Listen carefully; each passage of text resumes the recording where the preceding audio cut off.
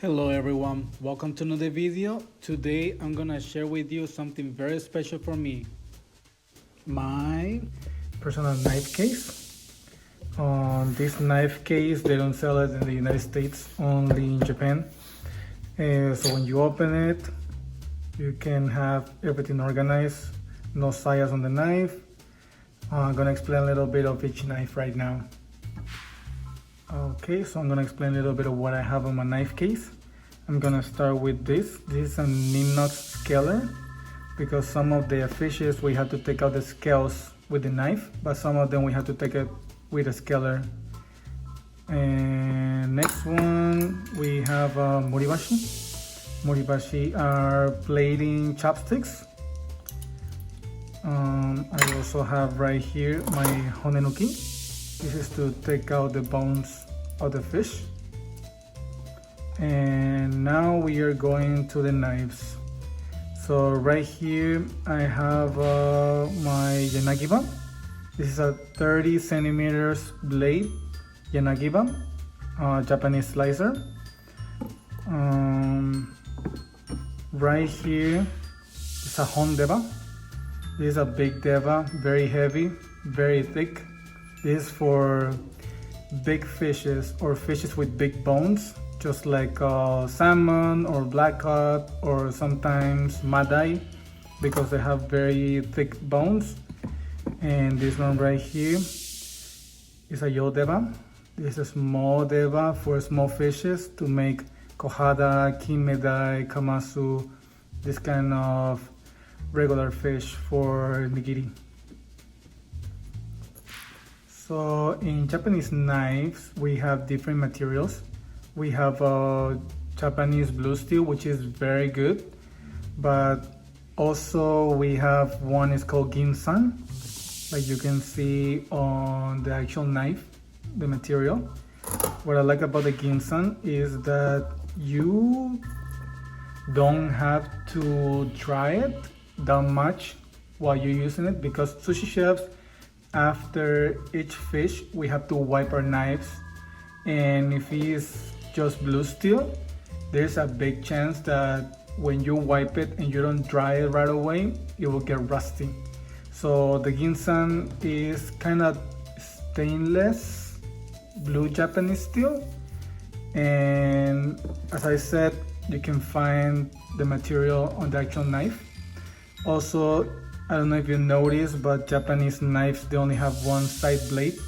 So you can see the blade is going down this way and right here is flat. So when you have a Western knife, usually the blade is like this.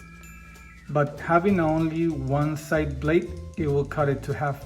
So it's a more sharp blade. And this more sharp blade, it will allow you to cut nicer, cleaner, and more efficient. And of course, sharpening this kind of knives is a little bit different than regular Western knives. So I'm gonna show you guys how I keep my knives very sharp.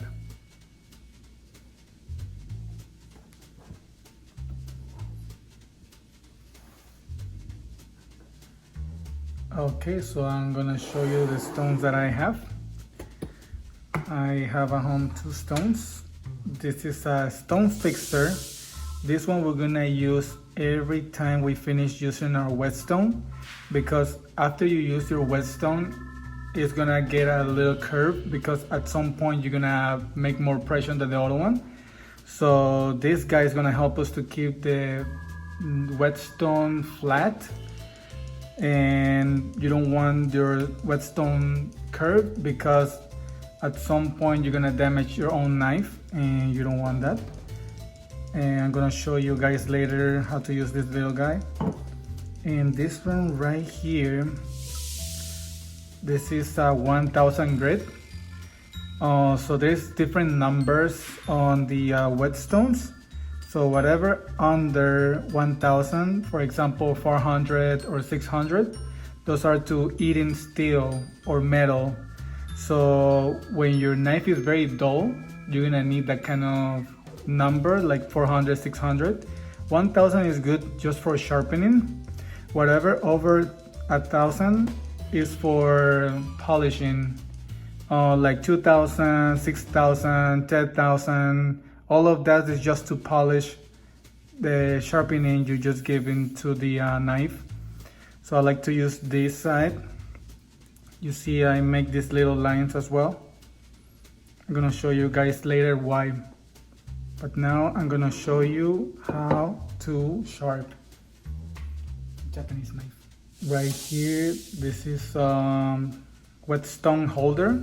What it does is when you make pressure, it doesn't move it. But you can see I put pressure into it, it doesn't move. So you're gonna unscrew it a little bit, make it bigger. You're gonna put your stone here, close it, and you're gonna screw it again.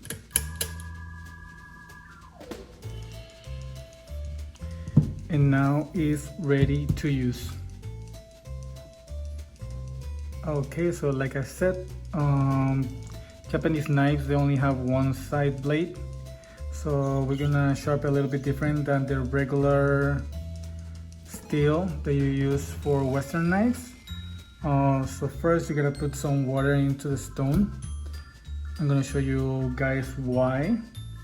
So the first thing we're gonna do is this side, we're gonna do it flat. We're gonna put pressure this way, not that way, because if you put pressure this way, there's gonna be a point when you're gonna make a line into your stone by doing that. So eventually, if you make a little line or you break it, there's a point when you're gonna be sharpening and you're not gonna feel it, but you're gonna start damaging the blade of your knife. And also, if you damage it, it will go this way and you can either damage the stone or you can cut your own finger, and you don't want that. So always put pressure this way. So we're gonna start now. We're gonna put it flat and pressure this way, and you can hear it.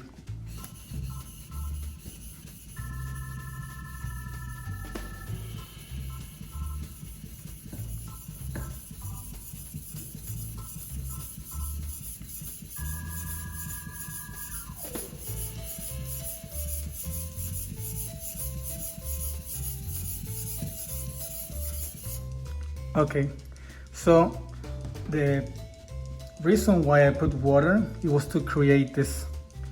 So this is actually what is sharpening your knife.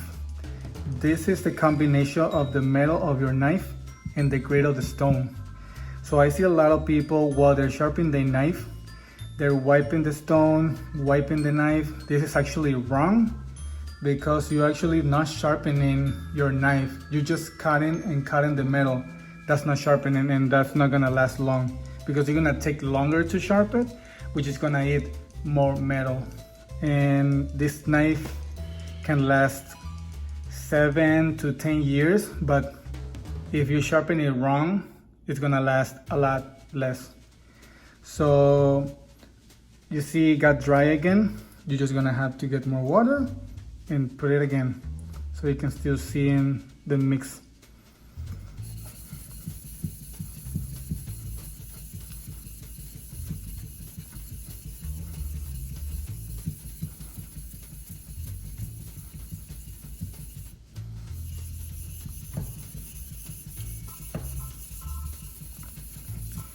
Okay, so when we're gonna stop doing this side, like I said, this is a Western blade.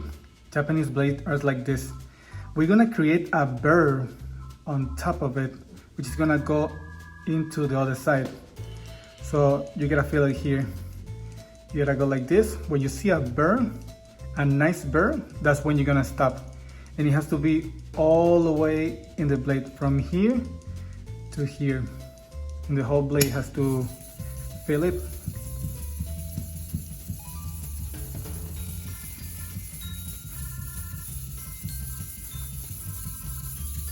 You see the stone is getting dry, you add more water.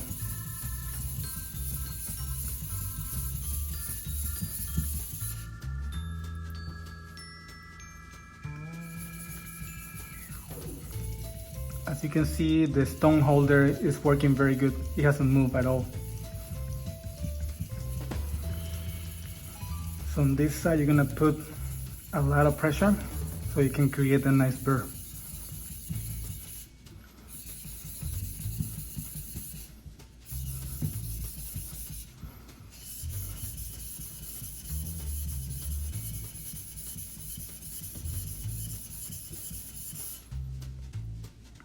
Yeah, right now I can feel the burr all over the knife.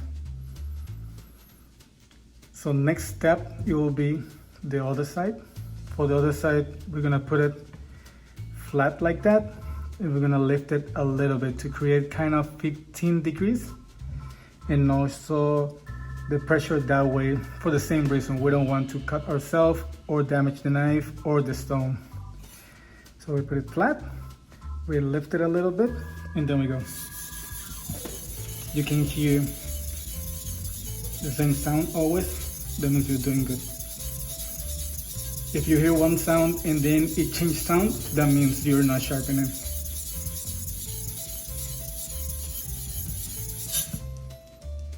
So you can feel a nice burr right here. We're gonna add more water. Now we're going for the rest.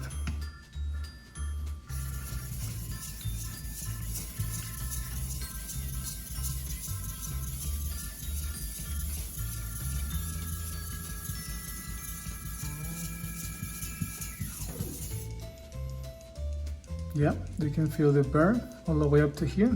So we're gonna do this part next.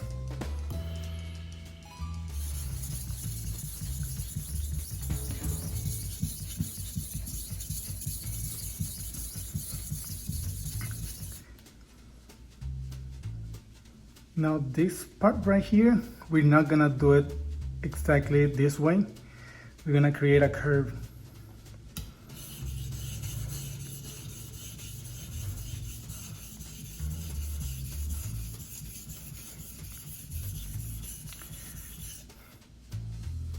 There you go, a nice burr all over the blade. So the next thing we're gonna do, we're gonna go again this side, but this time we're not gonna put a lot of pressure, just a little bit to make the burr flat. Again, the pressure this way. You can hear I put less pressure and also in which direction you're doing the pressure. It's just to make the burr flat. Once again here. And finally this side, just like the other side, with almost no pressure. We put it flat, we lift it a little bit.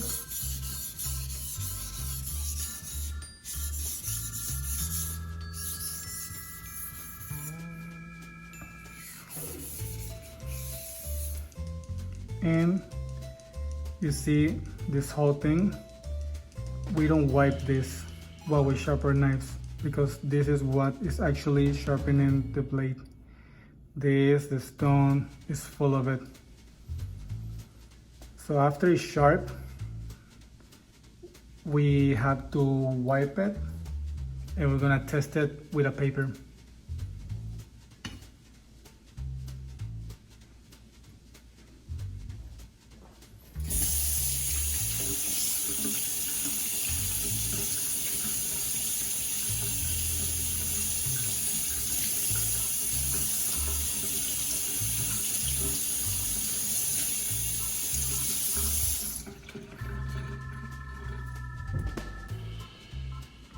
Now it's clean.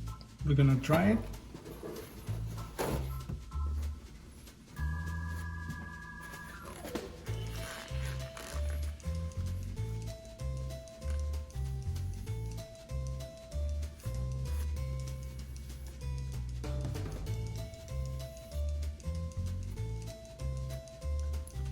Make sure it's dry everywhere.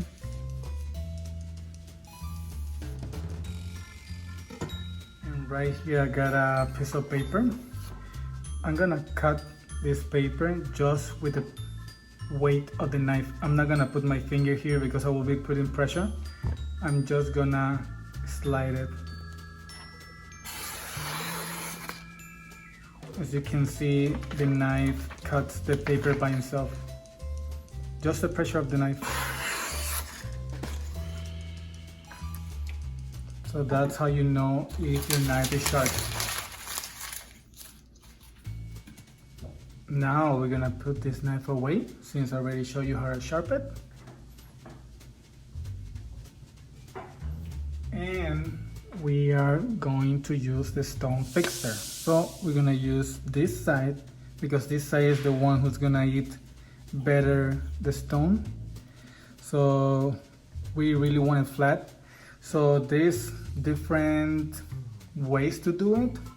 So first we're gonna put water again. We're gonna do this way straight. Then we're gonna do diagonal, both. Then I like to go through the edge because this way you can see like the thickness of this line. It's gonna show you if your whetstone is flat or not. If it's not flat, you're gonna see some places bigger, some smaller. So that's when you know when you have to put more pressure or go through it more times with a stone fixer. So we're gonna go like this.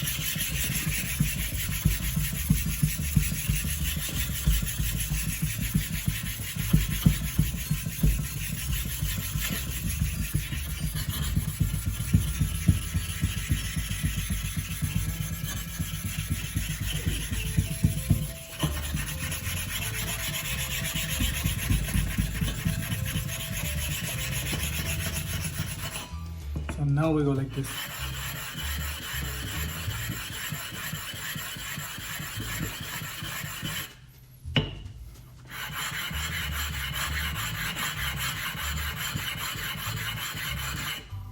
And now we go flat again.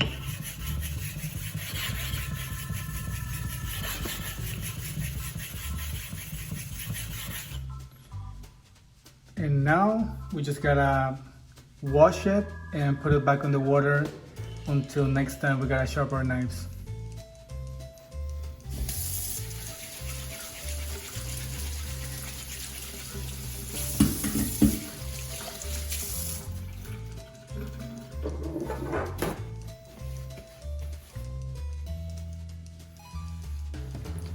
Thank you for watching the video.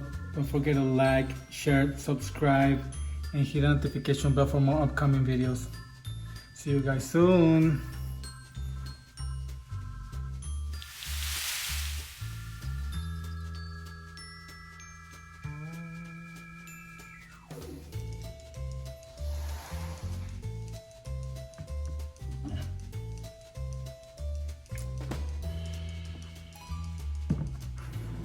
Ready for next use.